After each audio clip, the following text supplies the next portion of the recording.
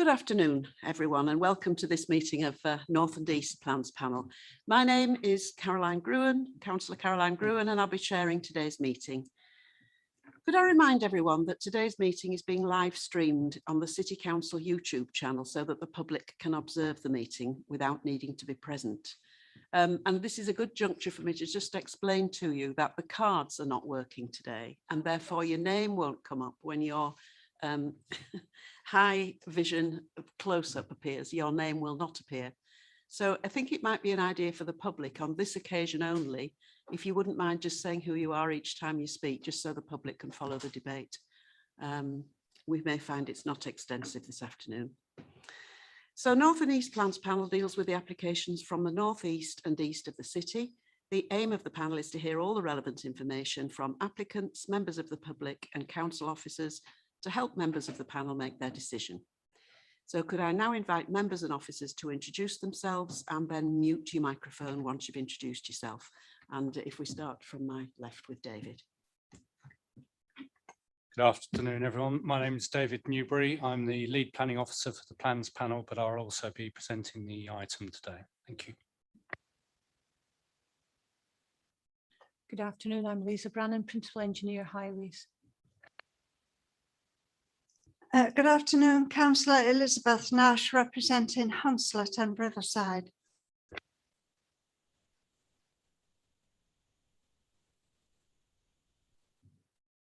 Good afternoon, it's Councillor Emma Flint from Wheatwood Wood. Good afternoon, Councillor Morale Mitchell, Kipaxton Methley Ward. Afternoon, Nicole Sharp, Temple News and Ward. Good afternoon, Councillor Sharon Burton, Lutton Park Ward. Good afternoon, Toby Russell, Senior Technical Officer.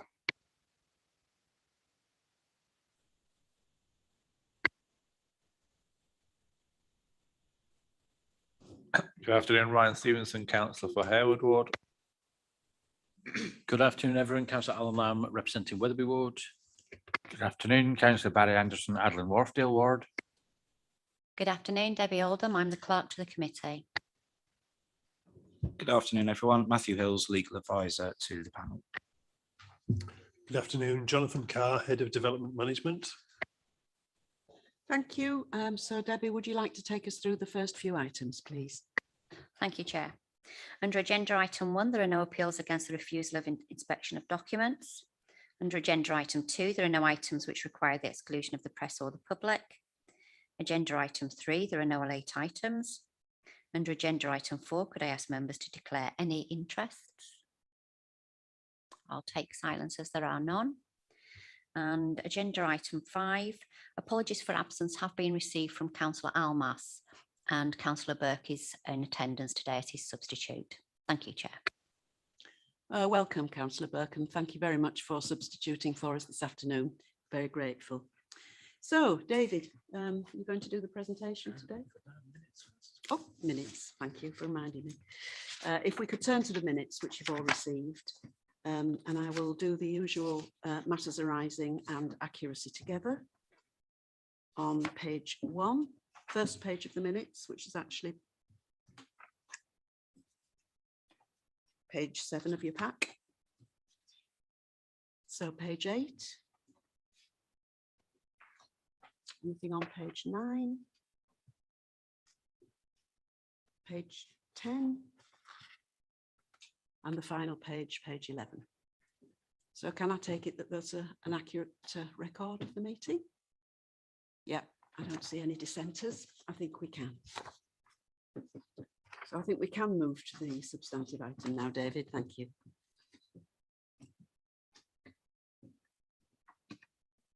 Right, thank you very much, Chair. Yes, we had a site visit to this site this morning. This is a proposal for dormers to the front and rear of an end terraced property. If we go to the next slide, please, Toby. Thank you. It's set in a street where we've got various photos, aerial shots and photos of the front of the properties and photos looking at the gable end of the property as well. So we'll move on to that in a little bit, but the slide up in front of you just shows the proposal. If I can draw your attention, that's the existing position, and this is the proposed position to the front. That's the application property. There, number 71. And this is the rear elevation. So that's the existing rear elevation, and that's the proposal. So you can see the proposal is for a dormer there onto the back and a dormer there onto the front. Now the property has planning permission, was converted into a education and prayer centre, planning permission dating back to 2002. And the neighbouring property, number 69, which adjoins it, which you can see has a sort of a roof structure stroke dormer already on it, that was granted planning permission to be converted into a prayer centre and education centre in 2018. They form part and parcel of the same use run by the same people. And when members were on site this morning, and there'll be a photo which shows this as well, you will have seen that there was a sign which straddles across the property, which announces the education and prayer centre. So the property number 69 actually used to previously be used as a dwelling, and I understand that was used in association with the prayer centre. And we do actually have a current application in, which in effect seeks to renew the 2018 permission that was granted. The applicant has explained that they didn't, because of COVID, they didn't have the opportunity to actually implement that permission. There's a question mark that we're talking to the applicants about that at the present time, because we think that they may have put it to use and therefore implemented the 2018 permission. But that's just a little bit of background information. I suppose the nux of this, or the crux to this particular case, is the proposal itself in terms of the dormer windows, and I'll go through this in a little detail as we go through the presentation, is contrary to policy. And therefore, that's why it's got a recommendation for refusal of planning permission. However, normally speaking, or generally speaking, as planning officers, and there's planning policy to back this up, we tend to try to be supportive of community uses and works which help facilitate that use and allow that use to continue. So that's the nuts, the crux of this position, that we've got a tension between what planning policy and guidance says in respect to dormer windows, that you've got a local community use, which is wishing to provide a better level of accommodation for their existing users. Could we go to the next slide, please, Toby? So this is the property in question there. You can see number 69 is the one with the dormer already there, and it's the one to the right of that as you look at it, which is the application site, and that's the front elevation. That's where they want to put the dormer in the roof space there. And you can see the sign that I referred to, which straddles across the frontage of number 69 and number 71. Now, this particular photo was just taken at the junction of Mexborough Drive with Mexborough Place.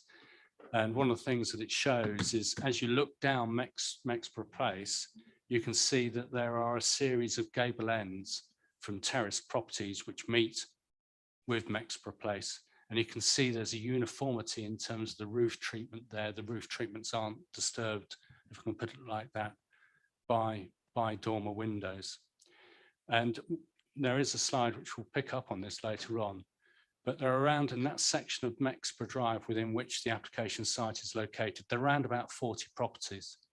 5 of those have dormers on them, but those 5 dormers haven't been granted planning permission by the council since we've adopted our household design guide, which was back in, which has the main guidance in terms of dormers, which was adopted back in 2012.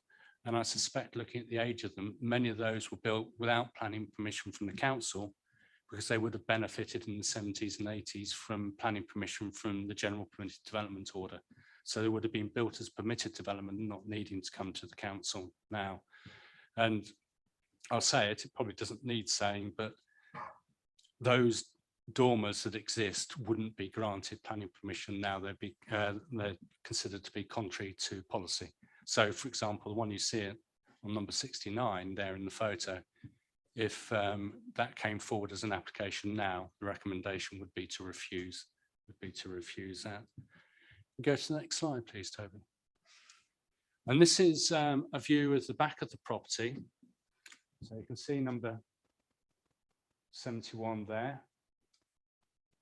There's number 69. And you can see that has been extended with a dormer to the rear. As you can't see it from this photo, but when you look down the back Mexborough Drive, down that little alleyway, as it were, down the back of the properties, there are a few more dormers along the back. And what our policy says, actually, can we go to the next slide, please, Toby? Thank you. And the next one, again, the aerial shot. Thank you very much. Yeah. So you can see the application site outlined in red, and there are a few dormers which are highlighted in blue there. So what our policy says, and it's the policy which is contained within the householder design guide, and strictly speaking, we wouldn't normally apply that to properties which aren't in residential use. However, the policy, the guidelines themselves are the only guidelines we have in terms of dormer windows, and the principles are equally applicable here as they would be with a householder application. And what they say, what our guidelines say, is that to the front of properties, dormers on the front would rarely be acceptable, where you've got a position where you've got a long row terraced properties with few dormers there. We look to try and retain that original roof form and rhythm, and because that's considered to be an important part of the character of the area. The policy is more relaxed, the guidelines are more relaxed when you come to the rear of properties, because they tend to be less prominent. And as a consequence, as I say, we will allow dormers on the back, but they've got to be proportionate to the roof slope and of a suitable design. And normally what we mean by that is dormer be set in from the sides of the property, up from the eaves and down from the ridge. It's a slightly unusual position in this case because it is the end of the terrace, and you do get views from Mexborough Place up to the rear of that particular property to the application site.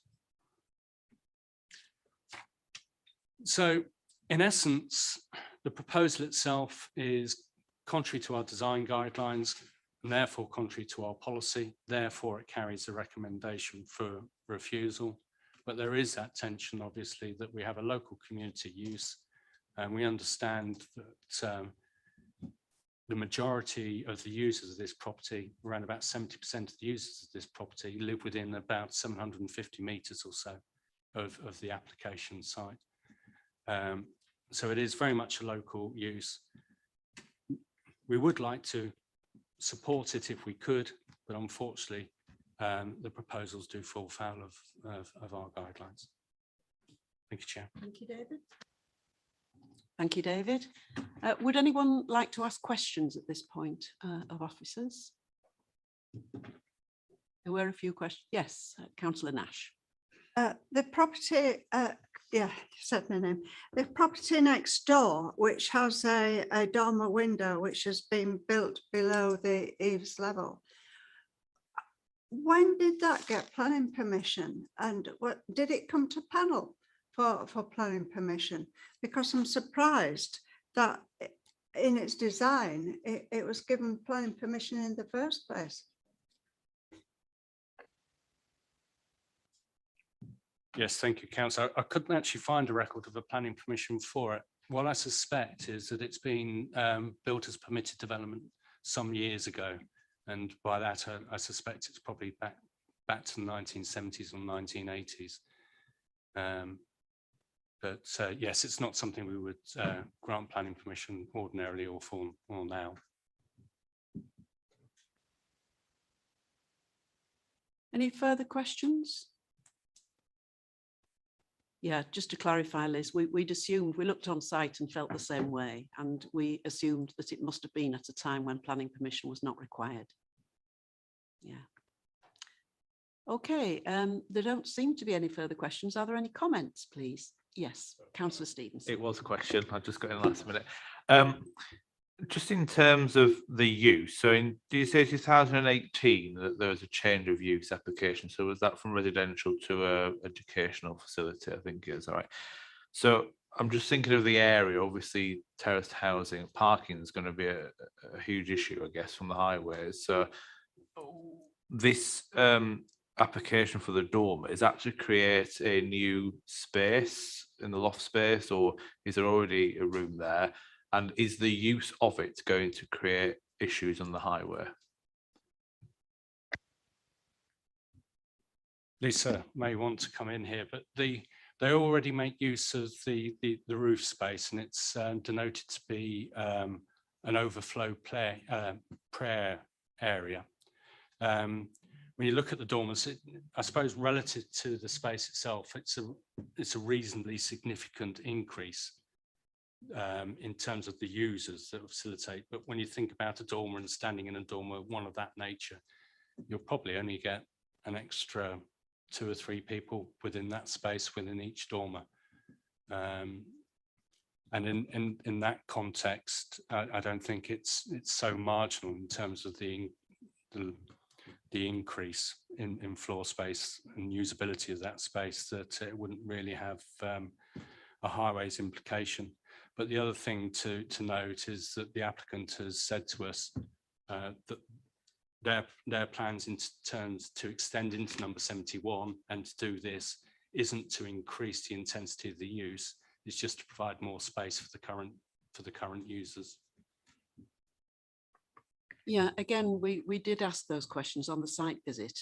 My understanding is that this is just about making the space more usable and comfortable for the people who already use it, but also a very high proportion of the people using it come from the immediate neighbourhood. Is that correct? Yes. When the change of use for number 69 came in 2018, they provided some information about the activities and the number of people visiting. And that information sort of indicated that usually over 70% of people walked to use the facilities, and the remainder that drove, it was only about 8 people, often in more than one in a car. So we don't think there's a significant on-street parking problem for the youth. And another question, Chair. In the dialogue we've had with the applicant, has it been suggested that if they were to get rid of the dormer on the front and reduce the size on the rear, that would fit much better to policy? And what was the reply? And a follow-up to that, which is probably one for legal, would be if we followed the officer recommendation today and refused this, and the applicant took up their appeal right, do we think we can justifiably defend that we've refused it based on the household design guide and that this isn't being used as a house? I think I'll be able to answer both of those. The discussion that's been had with the applicant was, I should explain that obviously it was one that Councillor Rafiq asked to come to plans panel, and the case officer has met with Councillor Rafiq on site to explain the planning position, because Councillor Rafiq is supportive of the application. But there has also been correspondence with the applicant where it's been explained that we wouldn't support a dormer on the front, but we may support something on the rear, but it would have to be a smaller dormer. The response we've got is that the applicant wishes to pursue the application as submitted. They haven't sought to amend the application. In terms of the reason for refusal, we specifically haven't actually referred to the household design guide in the reason for refusal. We've just gone back to policies such as P10, which is our design policy, GP5, which deals with things like impact on amenity and impact on character. and BD6, which deals with general alterations and to buildings. I've referenced the householder design guide because that's the document which gives the detailed guidance as to when dormers will or will not be acceptable. And in this particular case, these properties are set within a residential environment. So the principles apply, and we're just using those principles to inform the interpretation of the core policies which are mentioned. Is that satisfactory, Ryan? Do you want to come back? No? Okay. Any further questions? In that case, can I invite comments and views on the recommendation, please?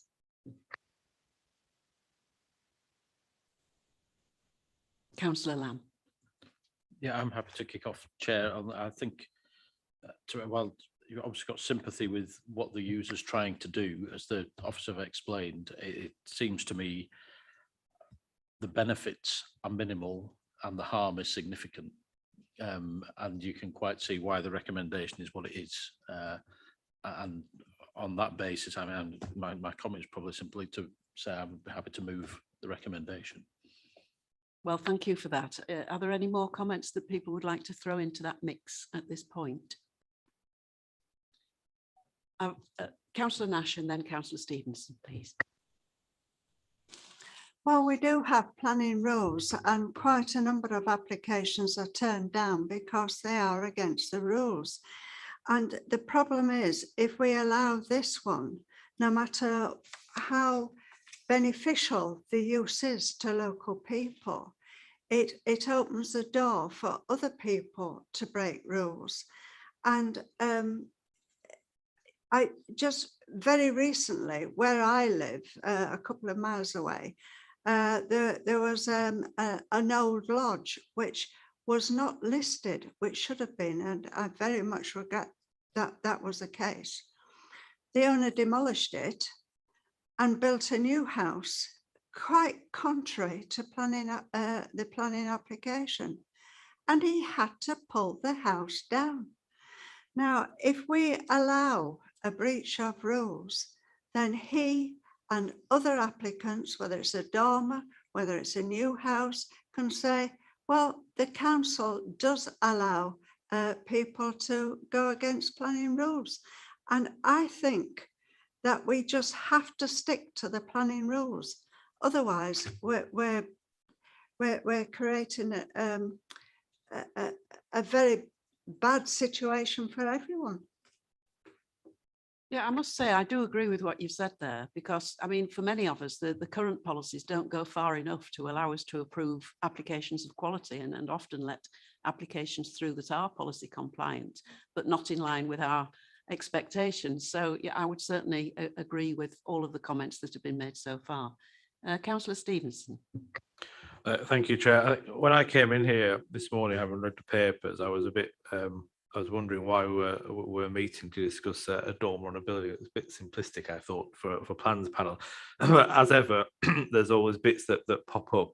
And I think in my mind, I would, my original thought was if we were to refuse based on what we discussed in the household design guide, is it strong enough? But I think we've had a policy position put to us which is satisfactory in terms of other policies that are leading to refusal. But my main concern is that the suggestion seems, or the argument seems to be put forward from the applicant and their supporters that this should be allowed because it's being used as not a residential dwelling, but an educational and prayer centre and the benefits that arise from that. But as a decision maker at plans panel, my concern would be that this will not always remain an education facility. They may well sell it in the future and it would go back to being residential.